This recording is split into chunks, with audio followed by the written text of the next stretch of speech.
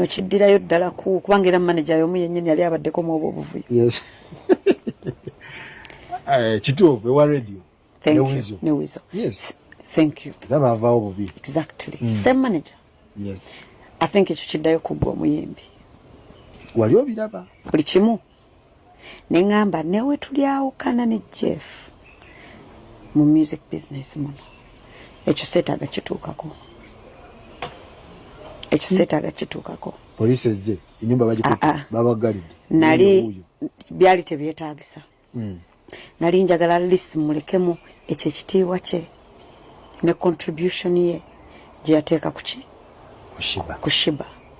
Naye andekeremu akatiibwa kange ne contribution yange gye nateeka ku Shiba ne Jeff. Kubanga fembi believe it or not tunakye twa contributinga lye yateeka ku munne. See one party. No. No. Shiba, you're right. Fenna, believe it or not. Buli omu alina deny it, accept it. Buli omu alina kyagatta ku ki? Kati nze olw'ensonga eyo lwaki ate tuba tugenda mu makooti.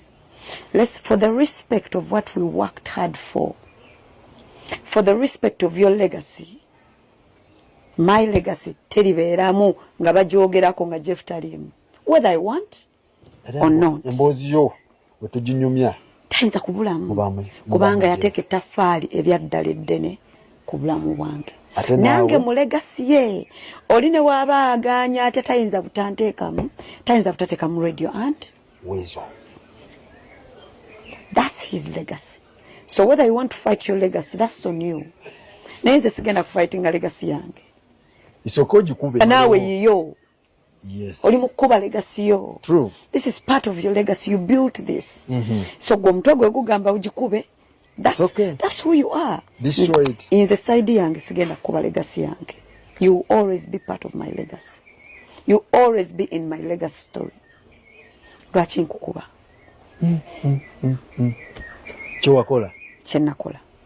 Era ebintu bingi byaliwo bye mutayinza na kutegeera because nasalawo ne ngamba no, I'm not going through this path. Gwe gye wamanyirira kukola ki? Okutwala. Katukyuseemuuko. Gwe kitwale nga bw'okyagala oyinza n'okivuga nga yonna gy'oyagala okivuga. Oli muntu mukulu, I will respect that. But because you will forever be part of my legacy, nze eyo ekkubo eryo sigenda digendamu. Kubanga nali ndirabyeko, manyi ne gye biggweera, manyi stress abeeramu, manyi okweswaza okubeeramu, manyi okweyanika okubeeramu.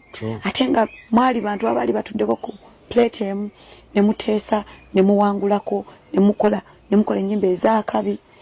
Why am I forgetting all that all of a sudden? I can respect the end, but why not respect the legacy that we've worked together, that we've worked so hard for? So, sagala kubeera abo bantu olwawukana n'omuntu nga yakyasinza obubi. N'ate nga olina time gye wamutendako nti yakyasinza obulungi. You have to remember the good times and the good about these human beings, regardless whether it's benefiting you at that time or not. So, more separate.